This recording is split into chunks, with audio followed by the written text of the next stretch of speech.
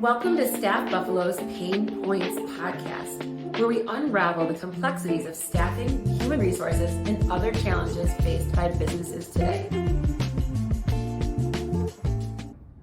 Welcome to the Pain Points podcast. I have Matthew Pelkey here from Colligan Law. He's the managing partner, and we're going to be talking about different things like startups today and really how you've navigated your career into the managing partner of an established organization and continue to make it grow.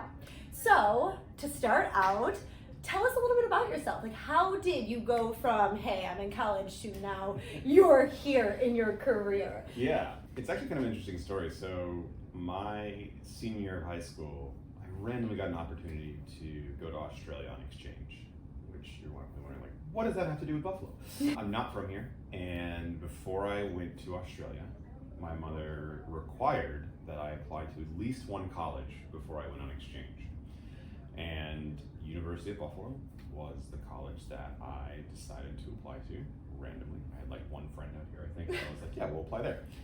And went to Australia, extended my visa, blew all of my college admissions deadlines. So UB was literally the only school I applied to.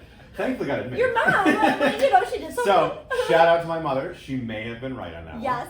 So came to UB, never intended to stay here, but got involved in the community, some of the great things about Western New York, and decided to stay. Through that process, I actually, at some point, got a job as a paralegal, and when I was an undergrad. And I didn't hate it. Yeah. And so, I was like, what? I was like, if I can do this, I was like, why not basically do the same thing, but for more money? Yeah. And so that was sort of the initial inclination about law. I had always had an interest in business. And so there is that kind of balance there ever since I was a kid, and I sold flood insurance to my sister for her tree fort. I kid you not. That's my mom amazing. shut that one down too. But I've always sort of had this interest in business. And another job that I had in undergrad was economic development, working with some local government. And I kind of realized that a lot of the economic development work that we did was kind of just guessing. And nobody really knew. There was all these like tax incentives for companies to move from one place to another. And that really the only sustainable strategy that I saw at that time was betting on entrepreneurship and recognizing that you don't know who's going to be successful or not, but let's just create an environment and a system that places as many bets as possible. And so all this was kind of happening around the same time. And I went to law school. I think at the time I was fully intent on being in-house lawyer for an established business. I didn't plan on being a private practice lawyer.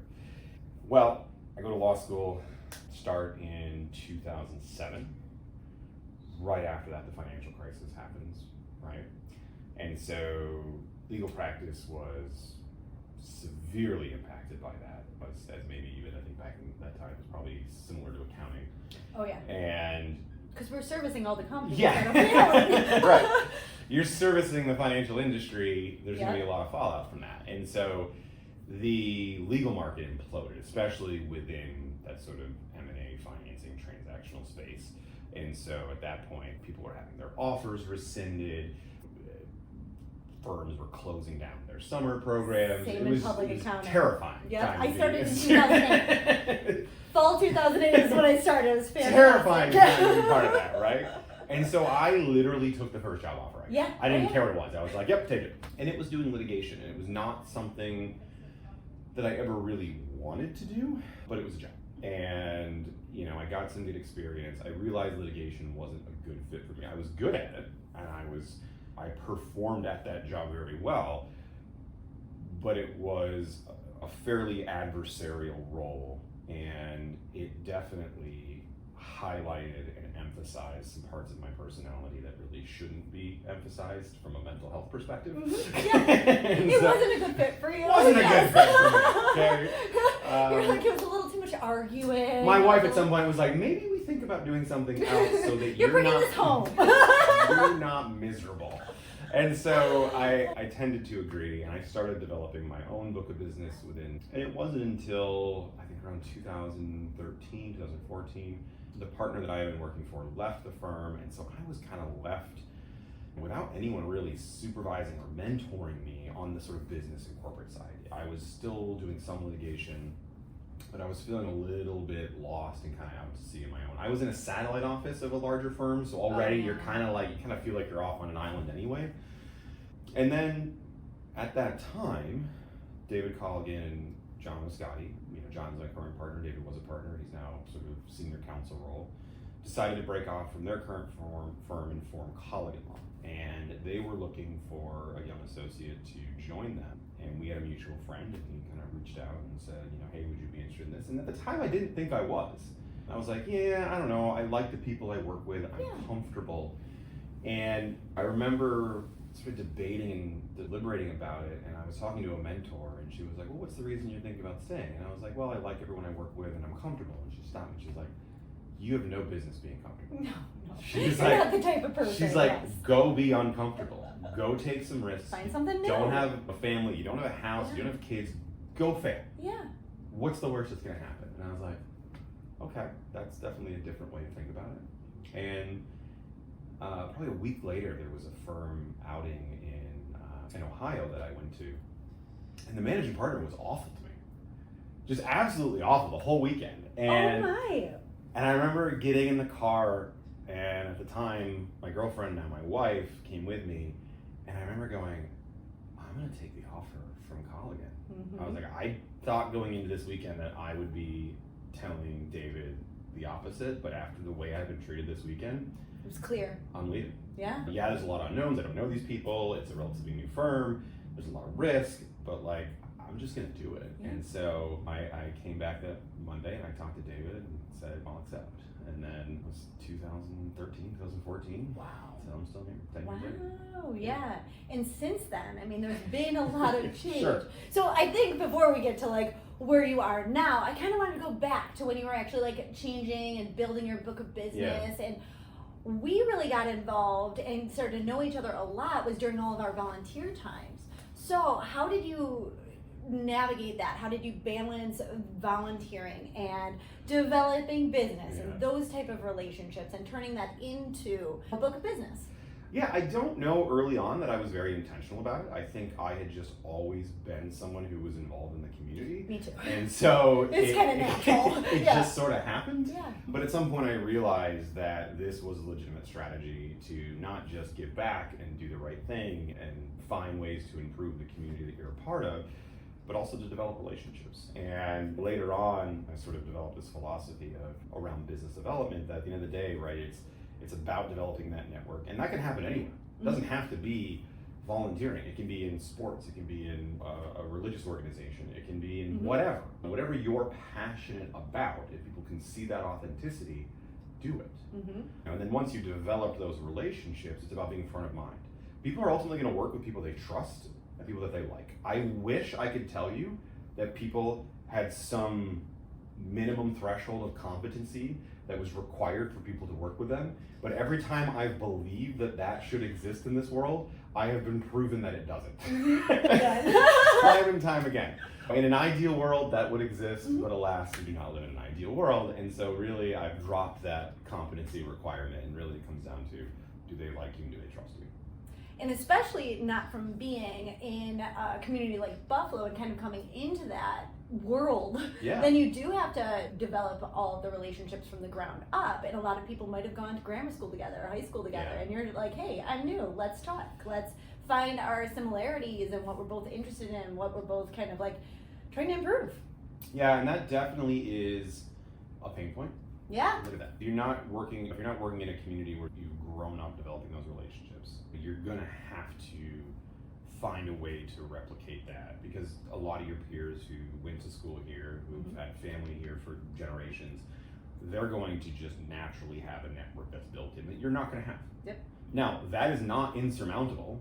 It absolutely is, but you have to be deliberate in developing that network, and it's not one or two people. And it's also not going to one networking event and handing out 500 business cards. These are substantive, real relationships with people that like you, trust you, and want to work with you. And that doesn't just happen in one interaction, right? It is volunteering together. It is spending time together. It is engaging in challenging activities together. It is overcoming adversity together, right? And that can happen in so many different contexts. But I think once you've established those relationships, however long that takes, and it's not overnight, it might take 4, 5, 10 years.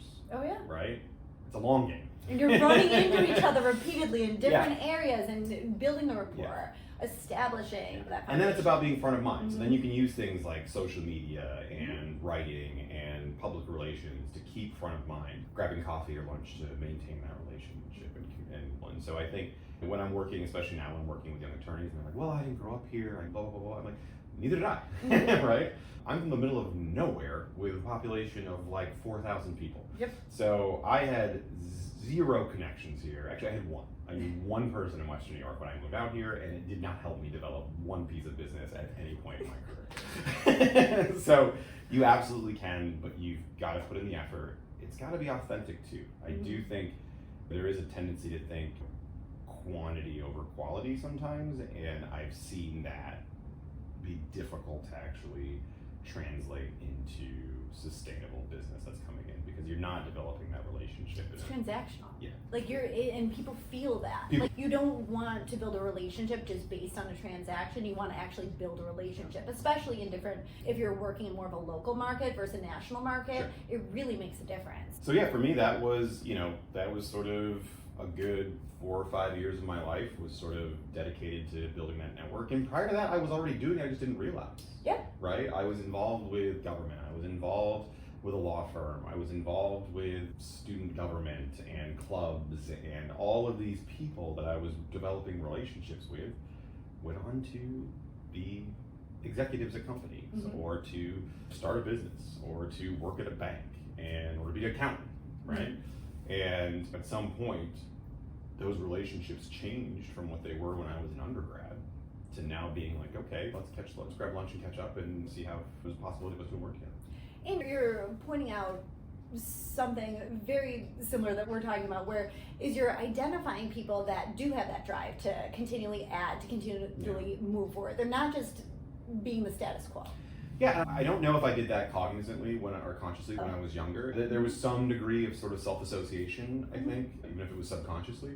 And when I was in student government and working in that and organizing, and I was in government, you were getting similar-minded people, whether you realized it or not. Yeah. Right? And now I think I'm a little bit more cognizant of who I'm spending my time with and investing in those relationships, because I have limited time, and I now appreciate that a bit more than I did when I was younger. Yes. It seems like you have all the time in the world when you're younger. Sure. And you did mention, so you started out as the three of you, and now you're much larger than that. So what are some pain points that you've noticed and that you've gone through along the way, and how did you overcome them to get from a smaller office to truly implementing technologies, to implementing processes, procedures, to hiring, to marketing, to developing the brand? There's probably many pain points that you we could talk all day about. There's some of them every day, right? It's a game of whack-a-mole. I think, looking at big picture, I'm always cognizant of, are we growing in a way that is consistent with our values and our culture? And that is something that is not always easy.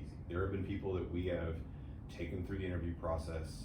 We've done sort of screening questionnaires, only to sort of realize people that maybe we thought we were going to bring on board, and so, or people who were interested in joining the firm, weren't a great fit culturally. And that can be not always the easiest thing to navigate, but if you are sacrificing culture and values for the sake of growth, you're slowly killing the thing you say that you want to be, right? And what are you actually growing towards? Yeah. You're growing and so for us, that has definitely been something we've been conscious of, is okay, how do we maintain the culture that allows us to recruit and retain talent that maybe we wouldn't otherwise be able to, because we can't compete dollar for dollar with your larger market firms, right?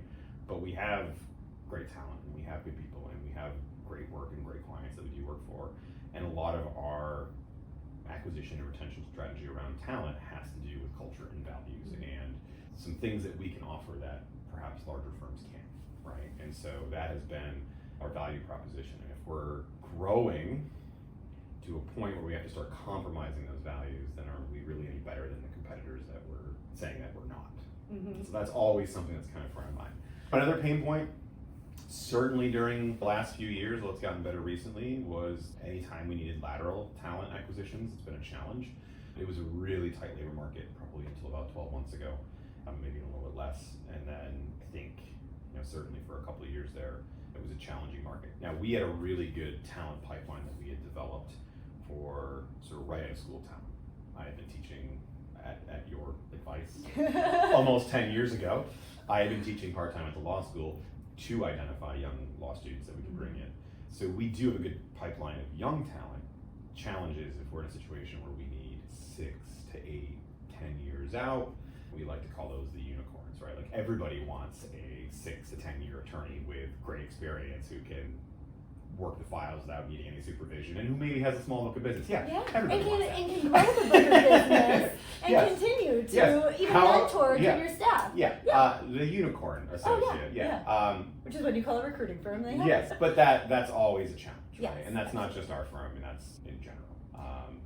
With as far as recruiting for attorneys too, you mentioned it before. Well, I thought I was going to just be part of a corporation. Is that a pain point that you have to overcome with a lot of the students for what actually does have in-house versus how much is outsourced in this labor market? Yeah, it's an interesting question. I think students probably have an idea of what they're looking for, but I also think there's some resistance to being too narrowly focused until they actually have some kind of job commitment, right? It's sort of like, well, yeah, I might do this, I might do that. And I think within the business transactional space, which is the space that I operate in within law school, I run a clinic, students are really just exploring, do I want to do corporate transactional business work? And we're maybe still trying to learn what that means. Yep. Most of my students have gone on to private practice. I'm not saying none have gone on to in-house counsel. There's not a lot of in-house counsel opportunities right at a law school. So I'm not saying there's none, there are, but the vast majority of your corporate business and transactional opportunities are going to be within private practice.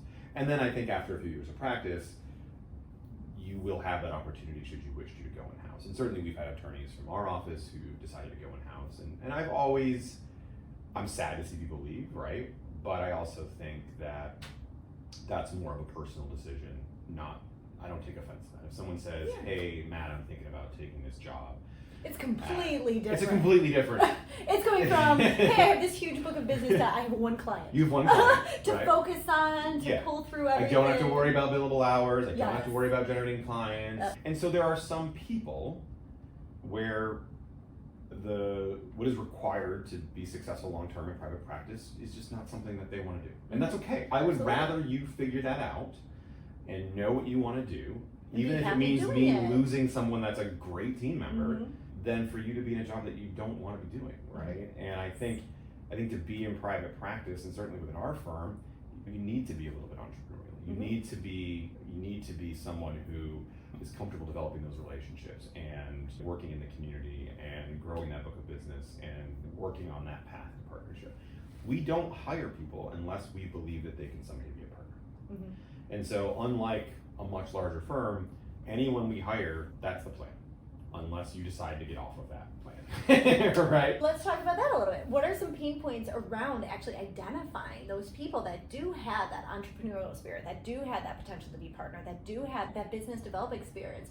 Because I never thought I could ever develop business when I was in accounting, and I was like, no way! And then I go on to owning a business and having to do it all and forcing myself into the uncomfortable. So how do you identify based on maybe personality type or even just how their overall maybe get up and go attitude? Are there certain things that you kind of green flag? It's a good question, and I'm not sure I've spent as much time thinking about what that profile looks like as I should.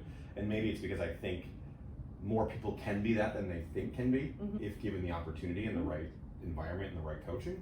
But some things that I do look for, are you active in a network somewhere? And that doesn't have to be the Chamber of Commerce or the partnership, right? Your local church. Are you involved with your community association? Are you involved in the arts community, the school, sports even? Is there a place where you are developing relationships and interacting with people that could someday result in generating business? So that's one thing I do look for. And I'll say, it's not so much I'm looking for a green flag, but if I see somebody who has zero involvement outside of academics, then that is more a red flag. Like, you're going to really have a difficult time developing these relationships because you have not, up until this point, even started. You're already. You haven't even considered it. You don't even see people as relationships to develop in general. Yeah, you're already very far behind. Yeah. Right. Not that you can't start. Yes. But you're far behind. And then I think from there, if we sort of get past that, certainly if somebody has any sort of direct entrepreneurial experience or business experience, it's not always the case, but sometimes. And then really it's a matter of how coachable people are. We do utilize an internal coaching program within the firm as well as a mentoring program. And if somebody is open to that and is coachable and is willing to learn and is eager to learn, that goes a long way in my book. If they're not and they think they know everything and they know how to do this, that's going to be a big. And so those are probably two things I look for. You can't always get a sense for how coachable someone is in just one interview. I joke sometimes that like I would like to take prospective candidates like on a 5 or 6 hour hike and just see how they respond to that. And a big car drive. How many times do you need to stop to go to the bathroom? But I think our office manager said that's a no. Don't do that. Yeah. I don't think mine would let me there. I think that's called kidnapping. Apparently I'm not allowed to kidnap people. So yeah, those are things I look for. Yeah. One of the questions that I like is, when was your first job? My first job, I was a paper boy There you go. when I was like 12? 12? Yeah, I think that's the first time you could be paper boy. Yeah. Yeah. Because my brother hired me when I was 8 for his 12-year-old route. Oh, and so then he I realized outsourced. He outsourced. He did a really, really, really good job. And I got paid $2 when he got paid $12, but he outsourced most of the work to me. Did your mother shut that down at some point? No, I figured it out real quick. You figured it out. And then, yeah. So he had to do it before himself. that- And he stopped doing it. Before that, I sold flood insurance to my sister See? for her tree fort, and basically she paid a monthly premium, which was a percentage of her allowance for doing chores, and then I would rebuild her tree fort anytime there was a flood. We lived in a river. Well, actually, that's great. It was fairly high up, so there was very little risk that was ever going to be the case. But risk reward. Oh yeah, it was great. Yeah, it was great for you. Good Yeah. business move. Mom shut that down. So, Yeah. but I had a paper out when I was 12, and then I got into some restaurant hospitality and did some retail work for a while. A lot of customer service experience. Mhm. And you know what? That's going back to your prior question. I actually do look for people who've had customer service experience in some way, shape, or form, or hospitality, whether it's retail, restaurant industry, hospitality. That level of customer service and ability to manage people and relationships in what is often high stress environments can absolutely be an asset to developing a book of business and to managing clients once you have them. Yep. So it's not a deal breaker, but that is one of those things. If I see someone's resume and there's sort of a cutoff point, I'll be like, you should prior to that. I actually want to hear about what you did. Well, I was a hostess at a restaurant. Talk about it. That's great. Yeah, I actually always love that, because I think that customer service, I think sales, even if it's delivering any kind of anything. So I just remember, selling the magazines for school, for fundraisers. All of those really show just like a decent acumen towards it. Yep. What doesn't work for me though is when people are like, oh, well, school was my job, or something to that effect. Yep. Because then you don't really have that work-life balance. You don't know how to juggle as much. You don't know how to take the things that are thrown at you. Which kind of segues into my next point. Can you tell me some pain points maybe around work-life balance, and how not only you have done it yourself, but how you've also been able to create that culture surrounding it, especially in a high-pressure organization such as law? Yeah, it is not a topic that I have always excelled at, and I will say I've probably learned more through trial and error than I have, but it's taken time. And I think for me, early on, I was always someone who just said yes to everything. Always did yes. I would show up to everything. I would get up early, go to the networking events. I would bill the most hours. I would generate clients. I would socialize with my friends. And if I'm being completely honest about that, it worked for a period of time, but it's not sustainable. And I realized not too long ago that lifestyle was absolutely sacrificing my own sanity and my own health in the pursuit of wealth. And it was my wife who actually we reached an inflection point on that. It was in a hotel room in the Miami Beach at a conference, and I had a massive client matter that was going on that I can't talk about, and I was also trying to teach a class remotely, and I was speaking at a conference, and all of this was happening the same day. And I was like, I don't have to reschedule everything. I'm on a very tight timeline, but I can make this work. Okay, I was very good at planning, but I was operating in a realm of everything had to be perfect in order for this to work. And as we know, life is not perfect. It happens. So I had been running on very little sleep and high stress, and my flight was delayed.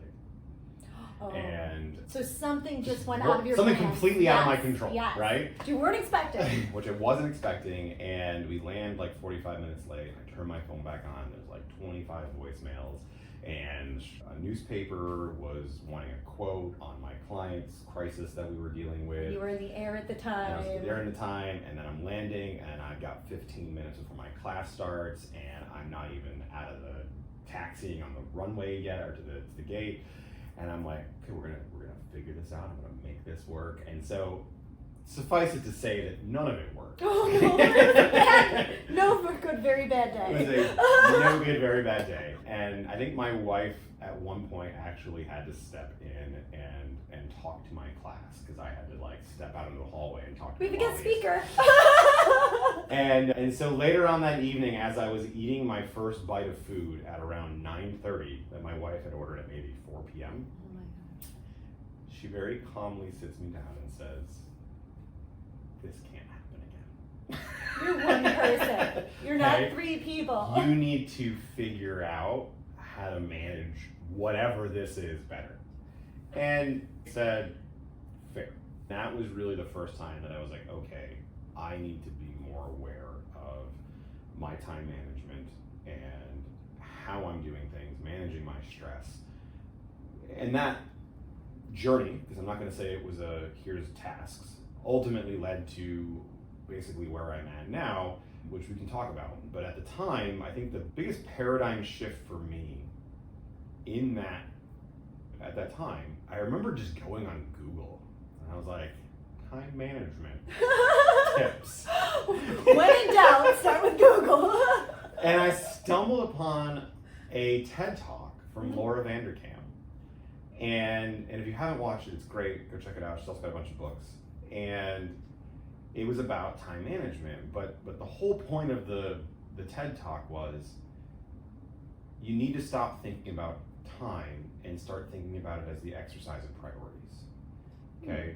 Time is the exercise of priorities. Yeah. And instead of saying you do or do not have time for something, start saying this is or isn't a priority. And when you start shifting the paradigm to that, it makes you think about things differently. And so, whereas before I would pretty much always just say yes to everything, now I was thinking about, okay, is this or is this not a priority? Mm-hmm. Okay? Is doing my laundry every day a priority? It's not. Mm-hmm. Is my house in perfectly clean condition all the time? It's not. It's not a priority to me, and I'm okay with that. Yeah. Okay? Not on your priority list. It's not That's on okay. my priority list. Yeah. Now, If you have a party, it shifts up. maybe. Maybe. Sure. Maybe. Yeah, I don't know. Depends who's coming over. No, me, I can come over. Hypothetically speaking here, if it's, okay, your partner or your spouse says, hey, can you come to this thing that I have going on, an art show, I'm just making something up. And I say, well, honey, I don't have time for that. That doesn't sound as bad as saying, that's not a priority to me. Wow, yeah, but it means And the same so, thing. but it means the same thing. But if you Wow. start phrasing it differently, it starts making you actually think about what is and isn't a priority. Wow. And then you start being more honest with yourself. And you're like, am I really deprioritizing time with my wife when I should be reprioritizing? And so that was sort of an inflection point for me of, okay, I need to start thinking about how I fundamentally think about time differently. Mm-hmm. And from there, it was a journey to, okay, I've been sacrificing my health as well. So how do I manage stress? And then it was, okay, well, I'm doing meditation and I'm trying to get my sleep. And I kind of felt like I was always chasing one little thing to tweak this system. And there was all these sort of complicated inputs into it, right? It was, well, how do I balance work? And how do I Almost balance... band-aiding it, like, Yeah, oh, a little there's bit. a squirting, and you're like, just cover it up, it's fine, just patchwork, yeah. So, but over the course of a decade of doing that, I got really comfortable at figuring out relatively quickly what is and isn't a priority, right? Great, I love that you asked me to be on this board. Being honest with myself, this is not something I want to do. But I'll help you find someone, Mm-hmm. right? I'm not going to always just say no, I will say no, and how can we help you, Yes. right? And you're still providing value Yeah. to those relationships that are Yeah. asking you for the help, but you're just saying it's not. I'm being honest with being myself. allowed. Yes. It's being honest with myself Yes. about what I can do. Now, I'm not saying I work 8 hours a day and have nothing going on. I'm very busy. But I'm busy doing things I want to be doing. And you're not overflowing your cup. I don't know if you ever saw it, there's always the example of like time, and there's like, oh, we have our glass container and we put rocks in and then we put pebbles and then sand and then water. And that works on some level, but really the important part is we all have more rocks than can fit in that glass container. So it's really figuring out, okay, which rocks are the important rocks, right? And that takes some real introspective analysis of, okay, what's priority to me? It's my family, it's my career, and it's doing things I enjoy, right? It's my hobbies, it's exercising, it's my health. If it's outside of that, lower in the priority list. sure. Yeah. If I got time and I've got nothing going on, maybe I'll do it. But if not, I'm not going to compromise those other things for that. And I thought, wrongfully so at the time, that there would be a lot more adverse consequences in my life to doing that. But I've actually found out that it's made my life vastly better and more manageable. And by prioritizing my health and my own wellness, my own mental health, making sure I take breaks that I need from work, I'm a more pleasant person to work with. I get more done when I am working, and I'm able to manage that. And so I think it's been a journey, and there's a lot of pieces to that, but it really all went back to changing that paradigm from do I not have time for something to is or isn't this a priority. And then it's truly like refocusing so that you can focus on those priorities and you're not getting distracted by all the extra background noise that you were saying yes to all those times. So sometimes there is power in saying no. Yeah, 100%. Which is great. So what are some pain points surrounding then managing your internal staff and also making sure to have that company culture so that they will also refuel themselves and put, back into their wellness bucket? It's tough. Some of this is something we explore during coaching. If somebody's coaching is voluntary, so I can't force someone to do coaching. But if they do, it's definitely a topic we explore. If not, I try to do sort of check-ins with my team. How are we doing? I think once you work with someone long enough, you can start picking up on when they're at their limit and when they need breaks.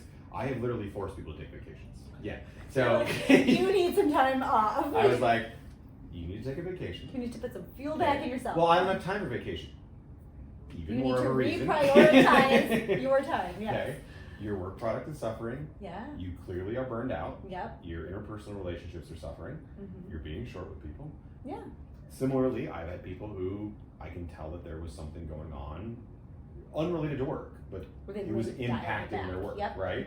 And so I will try to proactively engage in that of, hey, how can we help you? And so part of it is just, as a managing partner, me trying to be in tune with my team and check in with them and make sure there is that trust and that communication to try and solve those problems.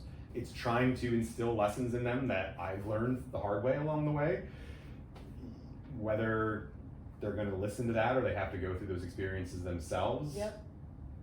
You provide the advice. We were young once, and did we take anyone's advice? But I try to at least make sure that they know that it's an environment and a culture that is supportive of those things. That we're family first and that we mean it, we don't just say it.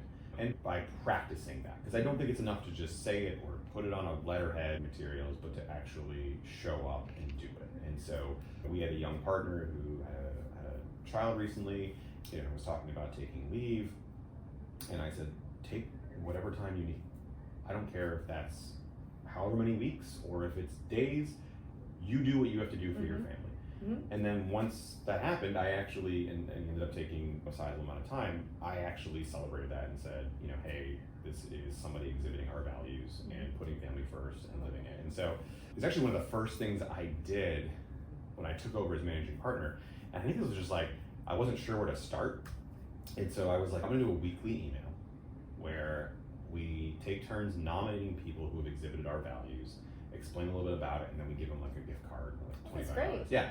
So we did that for like a year and a half, and then we were like, okay, this is getting a little bit redundant. So now it's like once a month. How do you do that throughout? Massive company, it's like, okay, we're just kind of like going around in circles here. But the point was, it did a really good job of highlighting, emphasizing those values that we live by and that we want people to understand. Because I think just having them written down in a mission statement somewhere or internal documents. Be forgotten about. Yeah, it doesn't matter. It's right. just words, send a document. So that's something that I try to do regularly. I think if we can put that into practice and exhibit it, people will see from your actions. And I know that how you interact with your staff members, your team, you're very open to different hybrid situations. How do you manage hybrid? What are some pain points and how do you manage hybrid employees? Yeah, I think We were an early adopter. Even before COVID, we went remote. And there's a kind of funny story about that if you want to hear it. But I mean, you can now. yeah, no. But the good news was we were remote when everyone was scrambling to be remote. And so we were able to be there for our clients and to operate at a very effective level. But we did realize that while there were benefits to it and there were pros like work-life balance and if you had childcare, families, and health reasons why you want to be at home, there are also negatives to being completely remote, right? The office culture suffers. If you're a young attorney and you're trying to mentor and develop relationships, it's really hard to replicate that via Teams or Zoom, right? And so we realized that there was this balance that needed to be struck, right?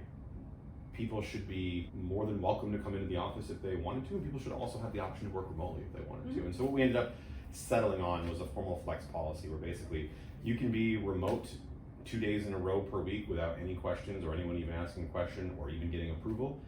If you're going to go beyond 2 days in a row, you just have to get approval from your partner. I think that's great. Yeah. And then it's like, hey, we really promote it. Yeah. But I will tell you, out of the office, 75% of the people are probably here most days. Oh yeah. That's great. I'm probably one of the people that's actually taking the most advantage of that because my wife lives 3 hours away and I'm usually traveling back and forth on a Monday or a Friday, working remotely one day or the other and trying to make that work. Try and make the whole work and life balance. Yes. Yeah. And I'm sure that's very difficult too because that's just pulling in more like that you have to focus and prioritize that. So once again, what is your bucket and how do you fill it? Yep. And I think that that's great because even your policy is helping you fill your bucket. Yes. Which is 100%. wonderful. I'm showing that, we don't just say this, do it. Which and if you want to do it, it's okay. Yes. And then it's more than welcomed and then it's more than promoted, which I think is great. And truthfully, if I need to really focus on a client matter, working from home is actually best for me because I can focus uninterrupted for 8, 10, 12 hours a day. Whereas, and I'm not complaining about this, but when I'm in the office, there's usually a revolving door of people that want to meet with me or talking about something. That's fine. Oh, while it's you're part here. of the role Yep. of being a managing partner. And the whole mentoring too. Right. Yeah. But if I really need to get client work done, you need to hammer it through. Yeah. I have little hidden spots around the office that I hide out to when I'm doing my accounting and stuff. You can't find me. So I wanted to chat a little bit more about how you really help with the startup community. I know you've been very involved for many, many years, and you've gone through a lot of pain points with different startups. So I wanted to kind of get a little bit of feedback of how you've been involved, and then also what are some pain points you typically see, and then what is just good, solid advice? Yeah, I got involved with the Western New York startup community relatively early, and I think for me, if I'm just being totally candid, it was easier. I think for me, it was a more welcoming, open community than some of the other communities that I was involved with. And I think I was kind of a bit more entrepreneurial myself. I founded a distillery, so I was a founder as well. And so I think there was just a lot of synergy there, and it was easier to go out and bring in a new startup client than it was to try and compete with the largest firms in town for national fuel, right? Yeah. And so as a young attorney, I just sort of gravitated towards that, and I saw that as something that I could do. That was over 10 years ago now. Well, the first thing I did was call you. Yeah. I was like, I don't know what I'm doing, so I called you and your wife, and I'm like, can you guys come over? I need to talk, and I need to just brainstorm with you. And it was wonderful, especially because you've worked through so many pain points. You just told me exactly what I needed to do, which was wonderful. Yeah. And so that's kind of how I got into the community. At that point, it was not a robust local community. There weren't a lot of lawyers that were practicing in that space. There weren't a lot of professionals that were practicing in that space, let alone focusing entire practice groups around it. And so we did not have a robust, body of knowledge locally. And so some of it was, okay, how do I educate myself about these things? How do I get up to speed? How do I get to the point where I can provide the level of service that these clients deserve? But then you also had educating the community on it, right? You might have investors who've never invested in this type of transaction before, who have only ever invested in real estate. And while that's an investment, it's a little bit different, or they've only ever invested in public markets. And so there was that piece of it. And then there was, okay, how do we educate the startup clients on what to expect as part of this process? Because they've never done this before. Yeah. And those are all still issues, by the way. But I think those sound like very common issues, actually. Yeah. But I think now you've got more people who've been doing this for long enough who you can rely on, who can be mentors, who can be advisors. And while that was an early pain point, was okay, we need investors, we need access to capital, we need mentors, we need to have people who understand this. I think now you have those resources. Now it's a matter of, okay, how do we connect people? How do we reach out to communities who don't have easy access to these things, or that they're insulated? And somewhere along the line, I got the opportunity and the idea. I think once I started teaching at UB, I thought, there's a lot of companies that fall through the cracks. And what I mean by that is, okay, you're gonna do this properly, and you're gonna hire a lawyer. It costs money. A lot, yeah. Right? If you are just starting a business, yeah. you may not have the money to pay a lawyer. So what you end up doing is you go on Time, LegalZoom, or Rocket Lawyer, or now you go on ChatGPT and you type it in, and you're like, boom, I got an agreement, I'm done. Okay, sure. Generally speaking, that's not going to be sufficient, and you may end up getting yourself into a world of problems. But you also don't have the capital to dedicate to a legal professional, and so you're sort of operating in this weird space. Maybe you convince a cousin's neighbor who's a real estate lawyer to do this for $250. You're not getting adequate services at that point. There was this dysfunction in the marketplace, a pain point. Yep. And we got the idea to, what about doing a legal clinic at the law school that was specifically focused on startups, where we were sort of addressing this dysfunction in the market. We were working with people before they had capital, before they had the resources to do this and pay for it. And we were also helping them get started and pointing them in the right direction, so that hopefully, right, when they get out an opportunity, they have the best chance possible. Now, listen, 75% of these companies are going to fail, just wholesale, right? Like, no questions asked. Even if it's not a high growth startup, you're talking like 90%, right? Yeah. So I think you can't save them from failure, but at least we can remove some barriers that have traditionally existed. And we're going on our 5th year of doing the clinic now, and we've represented hundreds of companies, hundreds of founders. That's awesome. And so I think that was a pain point that we identified, came up with a solution, and worked to implement that. And so far it's been great. Those clients go on to raise money and employ people and hopefully contribute to the Western New York economy. The ones that failed, they might try something again and again absolutely. and again. Yeah, and you or learn be something involved and you in grow. else. Yeah. There's value there even if you weren't successful. Absolutely, yeah. I think now some of the pain points recently is the last couple of years have been a tough market for venture capital and for just capital in general. And so I think that's been a pain point. There was a period of time there where money was flowing pretty freely. It was pretty cheap in terms of interest rates, and that's changed a lot. And so I do think that's changed a lot of the rules that we kind of were all operating under, right? Instead of 6 to 12 month financing window, now it's probably 18 to 24 months, right? Yeah. And the money you're getting, you probably need to figure out a way to make it go further. And so it's a lot more risk averse than it was. And I think at the early stage, there's still some decent resources, but as you continue to grow, it's a challenging market. And I'm not sure I have a quick solution to that, other than hopefully the Fed can lower some interest rates here in the near future. Which we're not in control over. Again, I have no control over that. But I think that is something that would help, but we'll see what the rest of the year brings. So especially because I've noticed that as well, that there's just a lot less finances that are going into any of the startup community. You mentioned that you need to make sure the monies go further. Yeah. So a lot of what I've seen in the past is that there is a lot of money that went in and it went out just as quickly. So do you recommend that people kind of get their background a little bit more in business, a little bit more in accounting, a little bit more in budgeting and financing in order to smooth that out? Yeah, but it's a tough issue to address sort of in the position that I'm usually in, right? Now, some clients I have long established relationships with, we can talk about these things, they'll call me for business advice as well. Those are great, right? We can say, hey, what are some options? What can we do? Hey, have you run through some, cash flow modeling for, I usually recommend, right? Let's do best case scenario, worst case scenario, and somewhere in between, right? Plan for the best, hope for the worst. Plan for the worst, hope for the best. Yeah, there you go. And I think that can work well, but again, you've got to have that finance background. You've got to understand your finances intimately. The problem is for a lot of clients, especially if I'm just getting brought in for a transaction, is number one, I don't have the institutional knowledge to even begin to know what their financial operations are.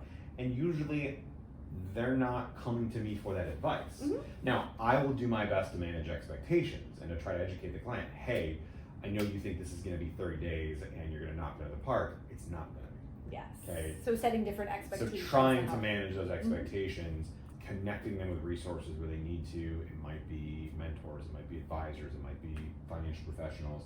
Trying to be proactive about managing that. And it's not always easy. So, is there anything else that you wanted to tell us about Colligan, where you see the firm going in the next, say, 5 years or so? Yeah, I do believe that if you're not growing, you're at least slowly dying. And we're fortunate enough to have a relatively young firm in terms of our average age. But I think we do want to continue to grow, but we want to do so in a way that's sustainable and that doesn't compromise our values and doesn't compromise the culture. So we try to be very thoughtful about that. We try to be sort of slow to add pieces and making sure that they're a good fit. We're not just acquiring firms or practices for the sake of the bottom line. That's not who we are, and that's not who we want to be. And so I think I've participated in a lot of industry groups and conferences, but the general opinion I've gotten from people is that somewhere around 25 attorneys is where it becomes very difficult to keep the culture that you've loved. And that is where the sort of death of the culture starts to happen. The tipping point. Yes. Yeah. And I don't think there's a fixed number, but I think as you add more pieces, it becomes more difficult to manage that because you have to put processes in place. Absolutely. And it can't be relationship based. Mm-hmm. And so there is this competing interest of how do we continue to grow, continue to be relevant, continue to service our clients, especially in a marketplace that is pushing towards consolidation in global firms and large practice groups and multinational corporations. And so you have these counteracting forces that you have to balance, and it's a challenge, but it's something that I think we've done well so far. And I think that's been in part because we've added people who believe in that mission and believe in those values and are working towards it. And I think just to go with the point of whether you can choose a multinational or a local, it also depends on the service level that you want. Sure. So if you want that local person that you can talk to, that has the whole team here, that knows the marketplace inside and out, it's a lot more helpful to go to the local guy versus some national guy out of New York and maybe not out of New York and they think we're part of New York. Say I am an aspiring lawyer. What advice do you have for me? What advice, you've done all of the clinics, you're very involved in UB, you've obviously mentored your fair share. What advice would you overall give? Yeah, I think for young lawyers, I try to, number one, emphasize to them that they try to find a practice area and a practice and a firm that makes them happy. And I say that, and it's maybe a little cliche, but this profession is one that will eat you alive if you let it, but you also don't have to let it. And so figuring out, now listen, if you want to go to Wall Street and you want to put in a year or two there, or frankly you love that, great. I'm not here to judge what that fit is. Mm-hmm. But I think trying to figure out what that fit is, understanding that there is a broad spectrum of things that you can do with a JD. You don't have to go work in private practice. You don't have to go work in Wall Street. You don't have to go work for a bank. You don't even have to go work for a nonprofit, but you can, right? Figure out what drives you, what you're passionate about, what you're interested in. And if you do, this profession has a lot of opportunities. There is an endless opportunity of learning. If you love to learn and you love to constantly dive into new things, you'll find this interesting for the rest of your life. But don't do it because you just think you have to. And now hopefully by the time you've gotten into law school, you either figured it out or you haven't. But I think it's one of the things I try and instill in young attorneys. I also try and instill good habits. You don't have to sacrifice your health in the pursuit of your career. You can have a successful career and still sleep and still eat healthy and still exercise. We're working on it. You don't have to wait until you're 40 to be like, wow, I shouldn't have done all that. Let me try and fix it now. Because here's the thing, if you're not proactively dealing with it, eventually you're going to have to reactively deal with it, and it's probably going to cost you a lot more money and a lot more time, a lot more effort. Yeah. And similarly, right? Like make sure you're cognizant of your own wellness. Make sure you are figuring out what you need to show up and be present and be engaged. There's always the right, if you don't have time for 5 minutes of meditation, take 10. So building in those habits. And I'll tell you with my clinic students, I try and build that in. We actually give this time. That's great. Which is basically like an hour a week as part of their time requirement. I don't care what it is. Mhm. Figure out what you need to do to proactively manage your health. Yeah. And if that's going to the gym, if that's meditating, whatever it might be, start developing those habits early, because I'll tell you, having those tools in your tool belt as you go into practice, as opposed to trying to learn it on the fly, is going to help you. And keeping that integrated as you're going into that. Yeah. Don't drop it all. Don't Correct. drop all your wellness that you're getting good at. Yeah, and that was something that was once said to me, was like, stop thinking about these as triaging tools, right? These should just be things that are built in as habits, not just things you look to when something's going wrong. Yes, it's not, you're grappling for that flotation device at the last moment. You're just very comfortably floating. You learned how to swim and you're swimming, right? Exactly. I like that a lot. Yeah. Well, thank you so much for joining us today. Where can we find you? Where can we find Colligan? Where can we find you? Yeah, so Colligan Law website, www.colliganlaw.com. You can find me on pretty much any social media, Twitter, Instagram, Facebook, LinkedIn, Matthew Pelkey. Feel free to email me or reach out. My contact information is on the website. And downtown at Thousand Plaza, stop in and say hello. Thank you so much. Thank you. Thanks for tuning in to today's episode of the Pain Points podcast. If you enjoyed what you heard, be sure to follow us so you never miss out on future episodes.